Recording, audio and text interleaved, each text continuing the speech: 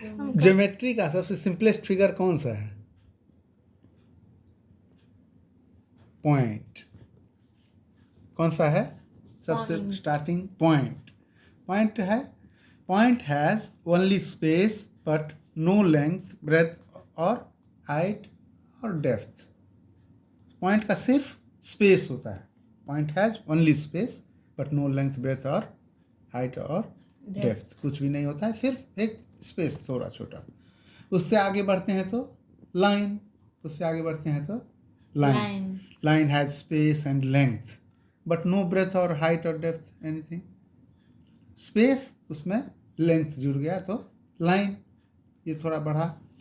अब लाइन दो तरह के होते हैं, स्ट्रेट लाइन और कर्व्ड लाइन। 2 पॉइंट्स के बीच अगर शॉर्टेस्ट जा रहा है तो वो स्ट्रेट लाइन है। कर्व्ड लाइन अपना डायरेक्शन बदल रहा है। 2 straight lines can in a plane can be either parallel or intersecting।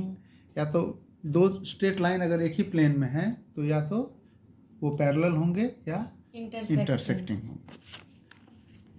2 straight lines in the same plane can either be parallel or be intersecting।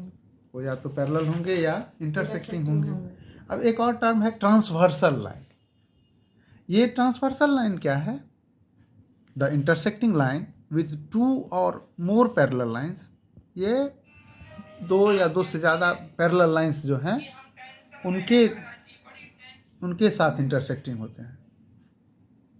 2 या 2 से ज़्यादा पैरेलल लाइंस के साथ ये इंटरसेक्टिंग होते हैं। Intersecting each line at distinct points, और सबको अलग अलग पॉइंट्स पे इंटरसेक्ट करते रहते हैं। Transversal line is one type of intersecting line. ये अब एक फिगर लेते हैं, एक फिगर डायग्राम देखते हैं। ए बी एक लाइन है और सी डी जो लाइन है, ए बी और सी डी पैरेलल लाइंस हैं और इनको ई एफ दोनों को ही इंटरसेक्ट कर रहा है। ए बी को जी पे और सी डी को एच पे। तो ई एफ जो है वो transversal to the parallel lines A B and C D.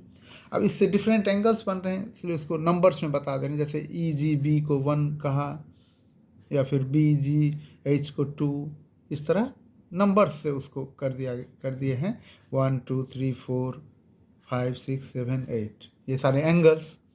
In angles के बीच अब देखना है, angle 1 is equal to angle 3। क्यों? Because they are vertically opposite angles. हाँ, इस तरह के और पेयर्स हैं। 2 इज 4 5 7 6 8, ये सारे वर्टिकली अपोजिट एंगल्स हैं। 1 is equal to 3, 2 is equal to 4, angle 5 is equal to angle 7 and angle 6 is equal to angle 8। All are vertically opposite angles.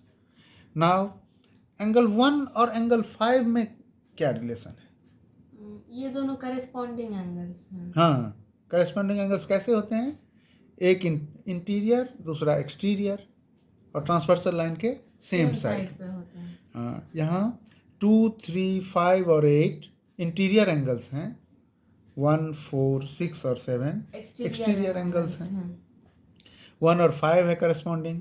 2 का करेस्पॉन्डिंग कौन सा है? 6। 4 का 8, 4 का 8, 3 का 7। ये करेस्पॉन्डिंग एंगल्स कैसे होते हैं?